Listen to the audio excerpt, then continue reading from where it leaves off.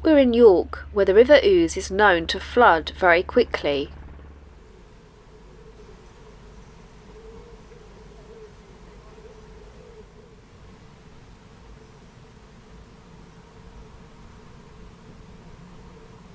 It's a sticky, sultry day. We're about to have thunderstorms, a month's worth of rain apparently within a matter of days. And we can't be on this mooring because it's not a floating pontoon and it goes up really quickly because the water comes down from the hills. So we're heading in this direction and we're trying to see out a storm. That's what we're going to do.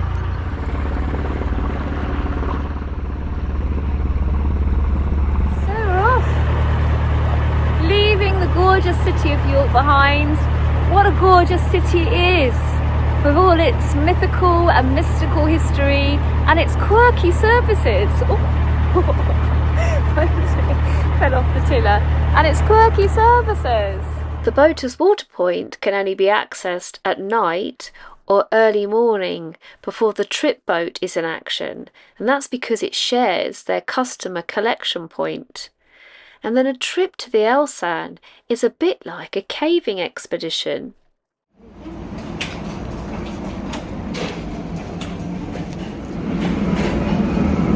Wait for it. Toilets. And then you go into the darkness. Into the darkness. And look, there's the Elsan point.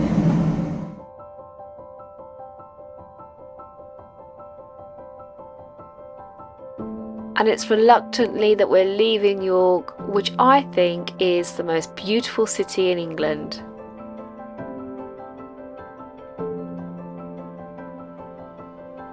And Zephyr loved it because we found a special walk for Zephyr, didn't we, Zephyr, with some swimming opportunities.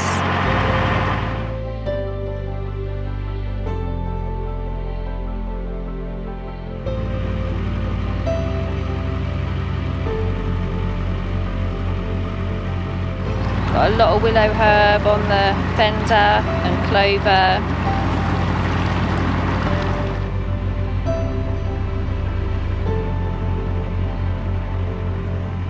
When the rain is going to cause problems and you're on a river, one of the safest places to moor on is a floating pontoon.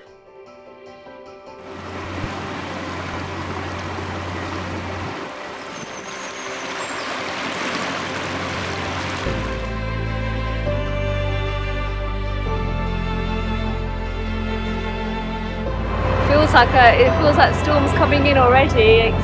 There's a chill in the air, a little chill.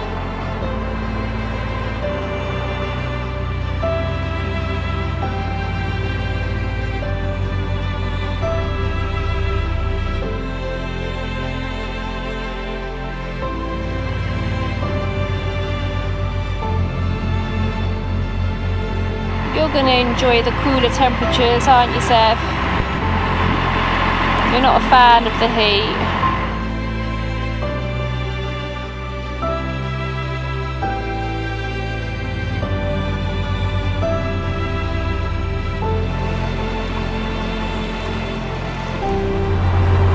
It was brilliant being so close to all the shops in York because I got a lot of the furnishings for the cabin that you would have seen in last week's vlog. And I did manage to finish the curtains. That was really exciting doing that, just sitting down and finding some time to do some hand sewing. I really enjoyed it. I'm never going to do that again. No, I will do it again. But I want to try and find someone who's going to do me a nice porthole with a botanical theme, because the bedroom's got a botanical theme now.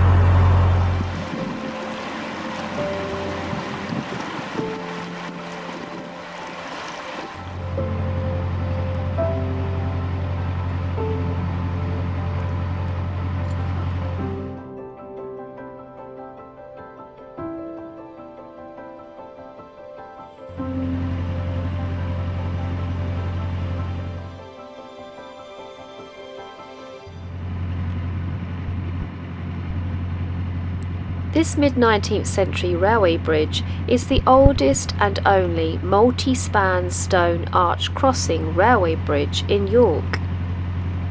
And in this 1930s film of Skelton Bridge, workmen in their suits and flat caps balance 80 foot above the River Ouse while swinging 680-ton girders in order to strengthen the bridge against boat damage.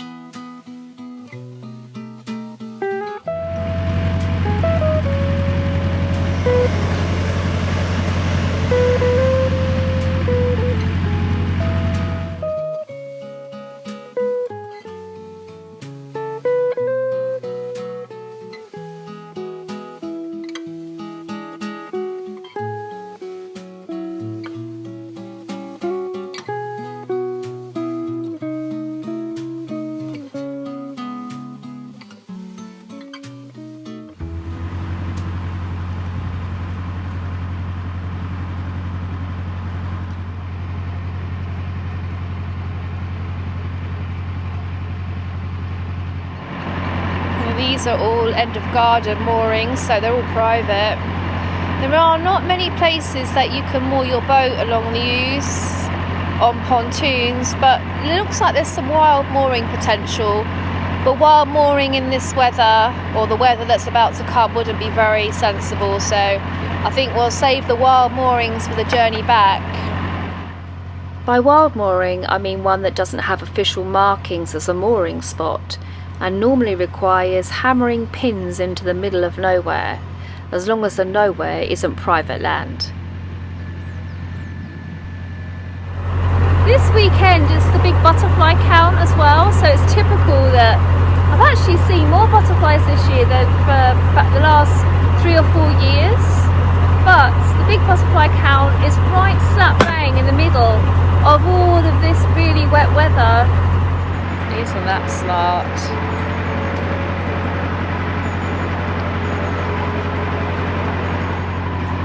And we are about to go into North Yorkshire. We've been in Yorkshire for a long time now, and to be honest with you, I don't think I ever want to leave it really. It's just stunning. It's got so many different facets to it.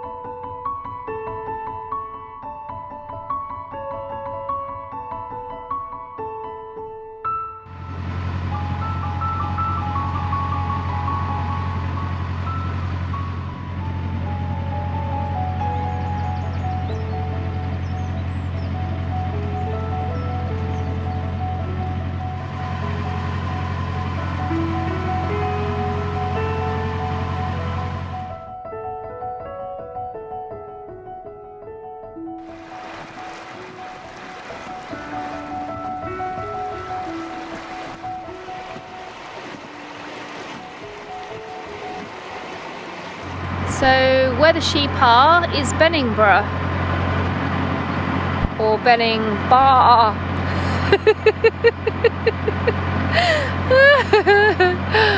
Oh, sorry. It's really bad to laugh at your own jokes, isn't it? But I mean, someone's got to do it. There's some house martins up there, I think, or swallows.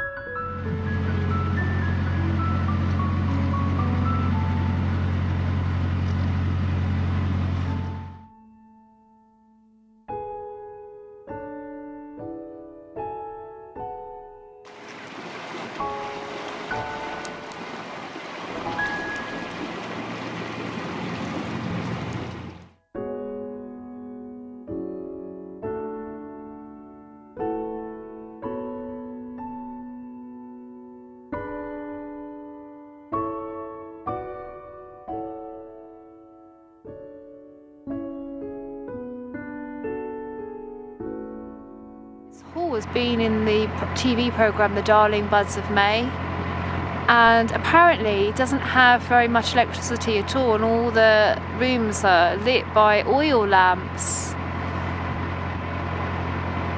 I just think that's gorgeous.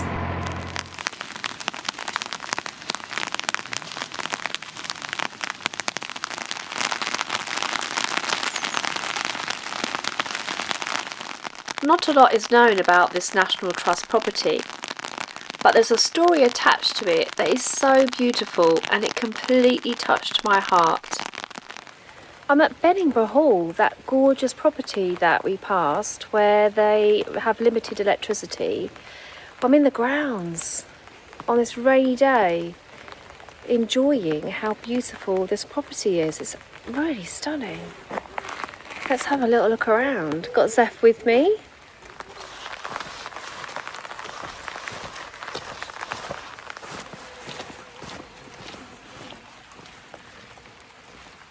I wonder what's through this gate in the wall.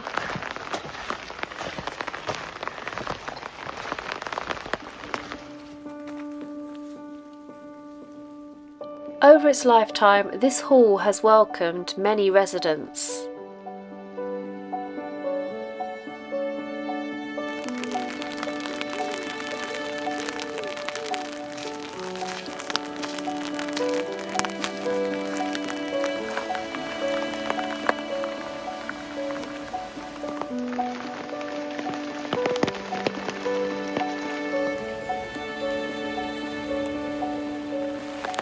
But this property has a really beautiful love story, quite emotional love story attached to it. So I'll try and tell it, but I will need to get inside the house and I will need to look for something in the house in order to properly tell the story.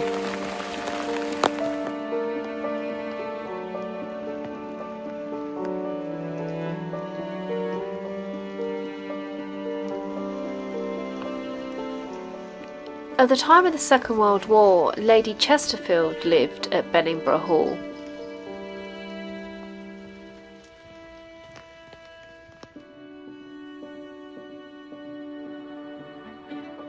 But she temporarily moved out to make way for the air crews of the RAF stationed at nearby Linton-on-Ouse.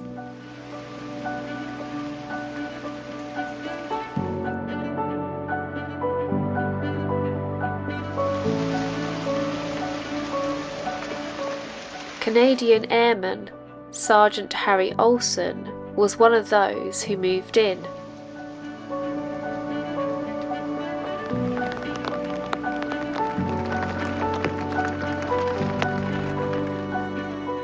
And so was Gypsy Dot Preston, who was billeted to work in the kitchens there.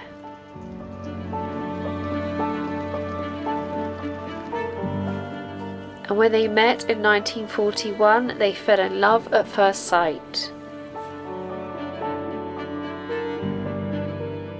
But after 3 months, the war tore them apart. Ollie's plane was shot down, and he became a prisoner of war, and his only joy in life was writing to and receiving letters from Gypsy. But at the end of the war, his efforts to try and contact her failed. He went back to Canada and they never saw each other again. Both were heartbroken.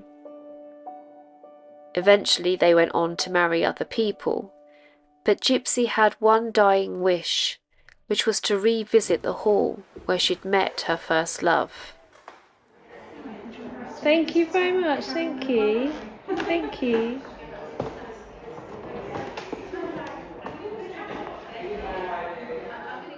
And when she did, she saw something that made her weep, and also answered a big question that the National Trust had about this property. She discovered something that she had never known about, and it became the final message of love from Ollie that she ever saw.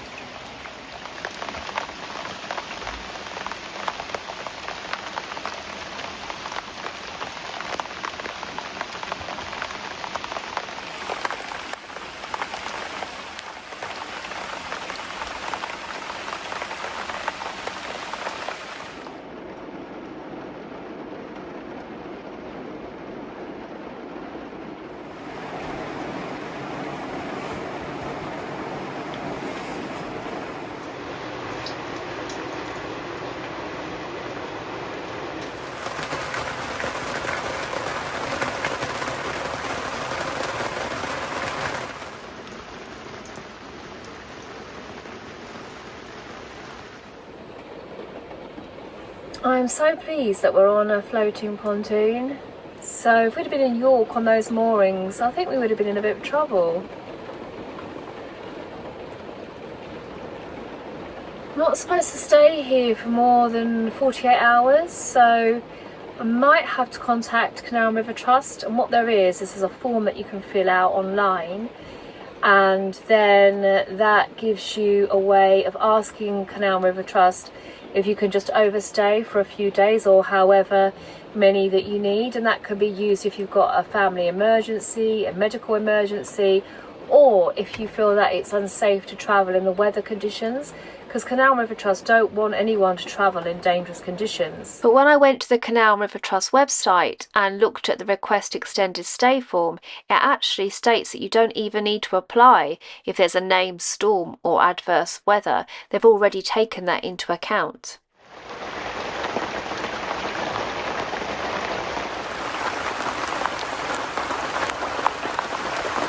Over the next few days, it was all about trying to find the lighter shades of grey to go out in so that I could walk Zephyr and look hard for the butterflies. There's a tiny gap, there's a tiny window of opportunity because the rain has stopped. So Zephyr and I are going to do the big butterfly count. Zeph! Now listen, we're going to have team talk here. Can you just sit down a minute? Okay, so what we need to do is we need to spend 15 minutes watching for butterflies. I can throw the ball in between, yeah I can, but 15 minutes of watching for butterflies.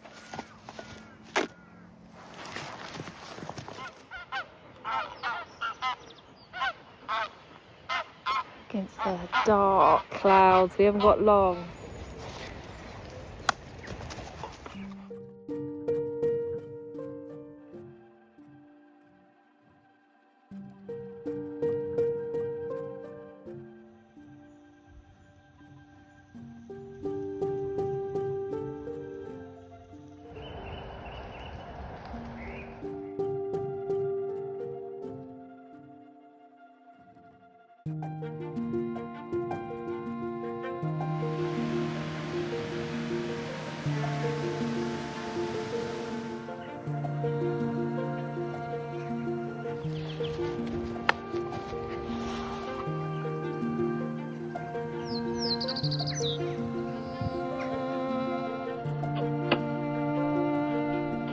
Martins have got their little nesting holes over there. Oh, see, one just came out.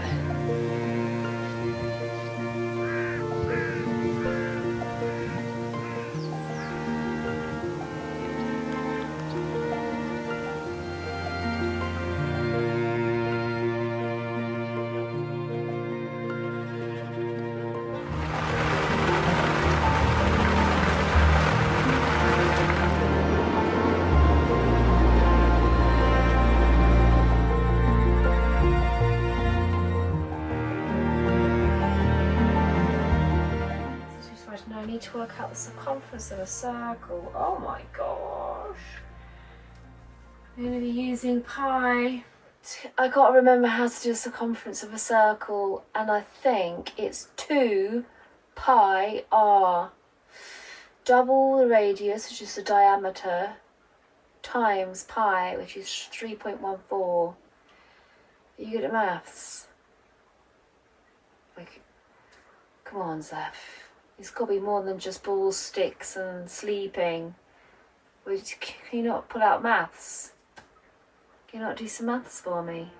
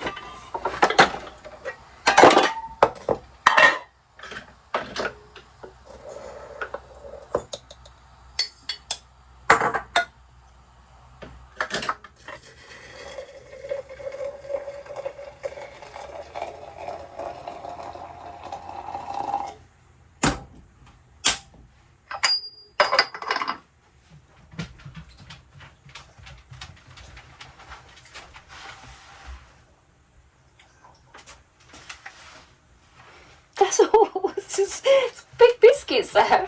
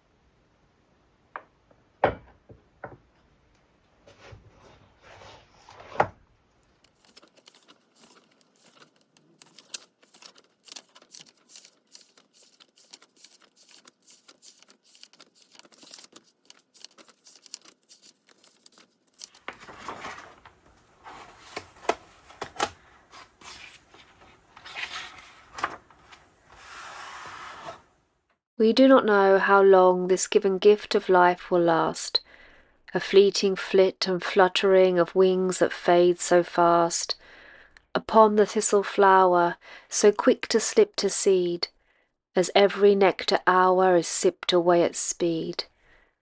We do not know when time will call to take this gift away, wrap it in cocoons below and bury it in clay.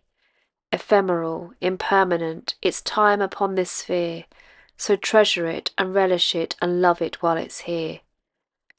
I do not know if I'll return in my earthly state, or if the world will keep the gift of life and banish hate.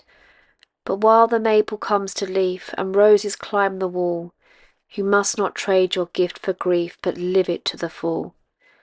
And one day in a garden full of wings that never wane, there'll be no need for gifts of life, there'll be no war, no pain. You and I together, forever and for good, living like the letters of our names etched in the wood.